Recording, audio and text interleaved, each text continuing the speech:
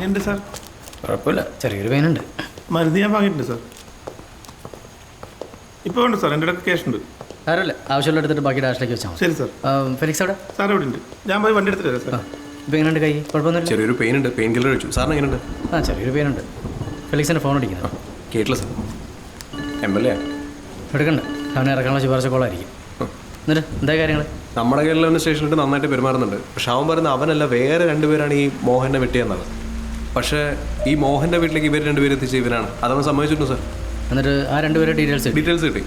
ഒരുത്തൻ്റെ പേര് ലിജോ, മറ്റവൻ്റെ പേര് മനു. ഇവർ രണ്ടുപേരും ഇടുക്കിക്കാരാണ്. പക്ഷെ നമ്മുടെ സ്റ്റേഷൻ്റെ പരിധിയല്ല, മുല്ലക്കുടിയാണ്. സ്റ്റേഷനിൽ ഞാൻ വിളിച്ച് പറഞ്ഞിട്ടുണ്ട്. ഈ ലിജോയും മനുവും പിന്നെ നമ്മുടെ എല്ലാ പ്രവീണിൻ്റെയും പേരിൽ 4 അടിപിടി കേസുണ്ട്. അവന്മാരെ അന്വേഷിച്ച് പോലീസ് വീട്ടിലോട്ട് പോയിട്ടുണ്ട്. അവരോട് എത്തിയിട്ട് വിളിക്കാന്നാ പറഞ്ഞ. അവന്മാരെ വീട്ടിൽ കാണാൻ ചാൻസ് ഇല്ല.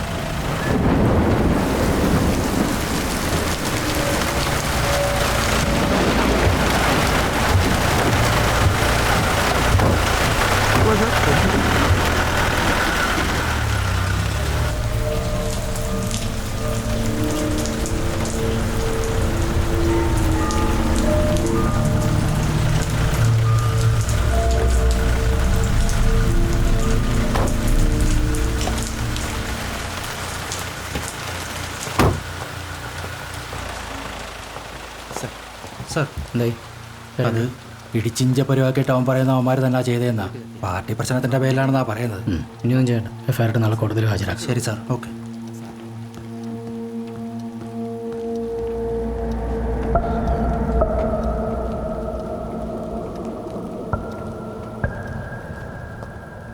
സാറേ, ഒരു മെസ്സേജ് ഉണ്ടായിരുന്നു. ചുരം നാലാമ്പളവിൽ ഒരു ബൈക്ക് ആക്സിഡൻ്റ് ആയി. ബൈക്ക് ഓടിച്ചയാൾ സ്പോട്ടിൽ തന്നെ മരിച്ചു. ഇവിടെ നേരെ പോയേക്കണം. അഭിലാഷും മനോജും പോയിട്ടുണ്ട് സാർ. ശരി sir.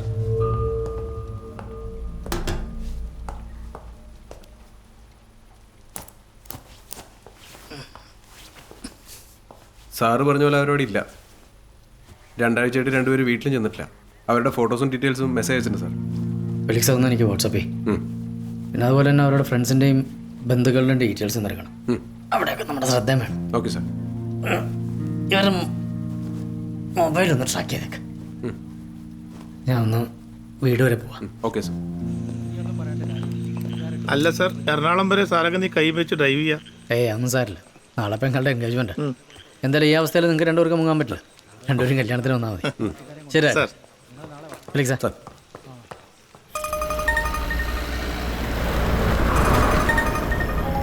Hello John, good evening. Good evening sir. John, എന്തെങ്കിലും അപ്ഡേറ്റ്സ് ഉണ്ടോ? സാർ, നമ്മുടെ ആ പാർട്ടിയിലെ മോഹനെ വെട്ടി കൊലപ്പെടുത്താൻ ശ്രമിച്ച കേസിൽ ഒരാളെ പൊക്കിയുണ്ട് സാർ. ഓ ഗുഡ് ഗുഡ്. പക്ഷേ രണ്ടുപേരും ഇവിടെ കിട്ടാനുണ്ട്. ഒരു മനു, ലിജോ. അവന്മാരിപ്പോൾ ഇവരാണ്. പക്ഷെ നമുക്ക് ഉടനെ പോകാം സാർ. ജോൺ, ഇതൊരു പൊളിറ്റിക്കൽ ഇഷ്യൂ ആയതുകൊണ്ട് സൂക്ഷിച്ച് ഹാൻഡിൽ ചെയ്യണം. Sure sir.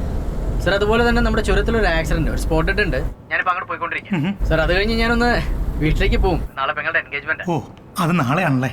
ആശംസകൾ പറഞ്ഞേക്ക് അനിതിയോട്. Sure sir. Okay, good night. Thank you sir. Good night. ശരി.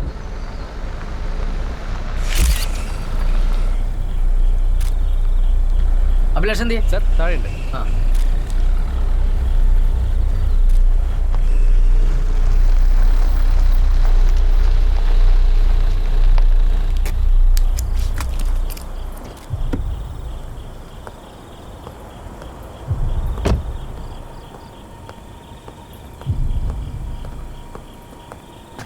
സാർ, എത്ര മണിക്കായിരുന്നു സംഭവം? 8:45 സാർ.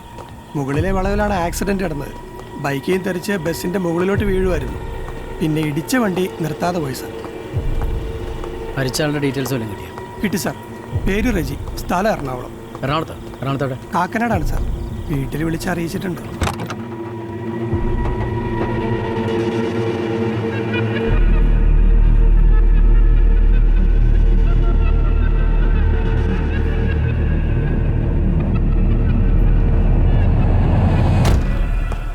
ഇടുക്കി, എറണാകുളം ജില്ലകളിലെ എല്ലാ സ്റ്റേഷനിലേക്ക് ഇൻഫർമേഷൻ ഒന്ന് പാസ് ചെയ്തേക്കണം. Okay sir.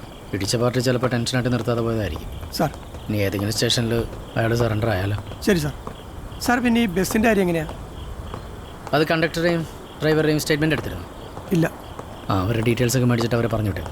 വെറുതെ പാസഞ്ചേഴ്സിനെ ബുദ്ധിമുട്ടിക്കണ്ട. Okay sir. ശരി, എന്നാൽ കാര്യങ്ങൾ വിളിച്ച് പറഞ്ഞാൽ മതി. ആ.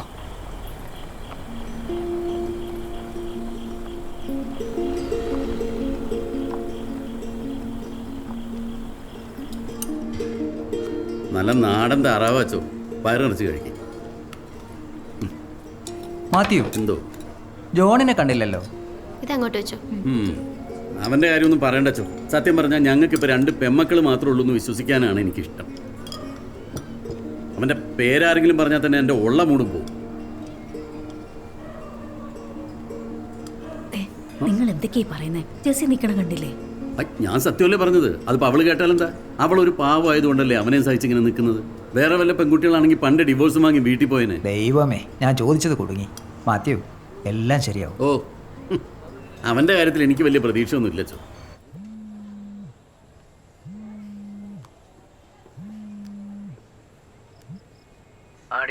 ഞാൻ തന്നെ വിളിച്ചിട്ടുണ്ടായിരുന്നു, നീ എടുത്തില്ല. എന്തൊരു തിരക്കായി പോയാ? എനിക്ക് എന്ത് തിരക്ക്? ജോണിനല്ലേ തിരക്ക്. കുറച്ച് പ്രശ്നത്തിലായി പോയി. എന്താ അവിടെ കാര്യങ്ങൾ? എല്ലാം ഓക്കെ ആയോ? ഞാൻ എത്ര തവണ വിളിച്ചു? ഒരു തവണയെങ്കിലും ഫോൺ എടുത്തൂടെ? അത് ജീപ്പിലായി പോയി. അതെടുക്കാൻ പറ്റായിരുന്നു. അപ്പം നല്ല ദേഷ്യത്തില. അപ്പൊ ഇന്നത്തെ ദിവസം തീരുമാനമായി. ഇപ്പൊ എവിടെയാ? ഞാൻ വന്നോണ്ടിരിക്കുക. അങ്ങനെ ശരി.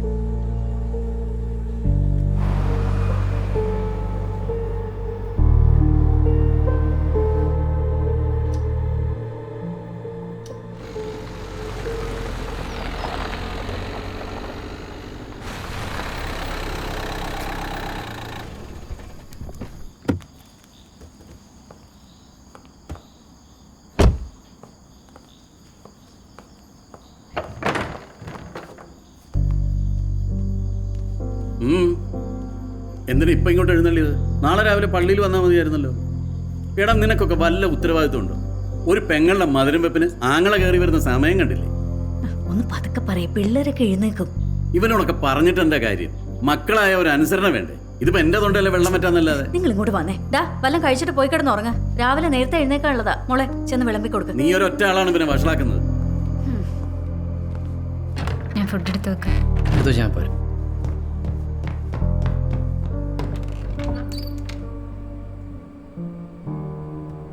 Circle inspector John Luther എത്തിയില്ലേ?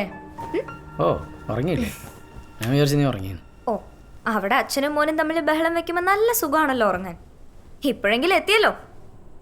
ആഹാ, കയ്യിലെന്തൊരു കെട്ടൊക്കെ. എന്താ പറ്റിയേ? ഒന്നുമില്ല, ഇതൊന്നും പറഞ്ഞ നീ കിടന്ന രാവിലെ എണീക്കാൻ. അതെ, രാവിലെ 5 മണിക്ക് എന്നെ ഒന്ന് പനമ്പള്ളി കൊണ്ടാക്കണേ. എന്തിന്? എനിക്ക് മേക്കപ്പ് ചെയ്യണ്ടേ. ശരി, കൊണ്ടോ. കിടന്നോ. ചേട്ടാ. ഓ, നീ നിർത്താറായില്ലേ? കല്യാണം കഴിഞ്ഞു പോയാൽ എന്ത് ചെയ്യും? അത് ചേട്ടൻ അങ്ങോട്ട് എടുത്ത് അയച്ചു തന്നാ മതി. Good night. Good night. ഇനി അതും കുത്തിക്കൊണ്ടിരിക്കേണ്ട കിടക്കാൻ നോക്ക്. ശരി.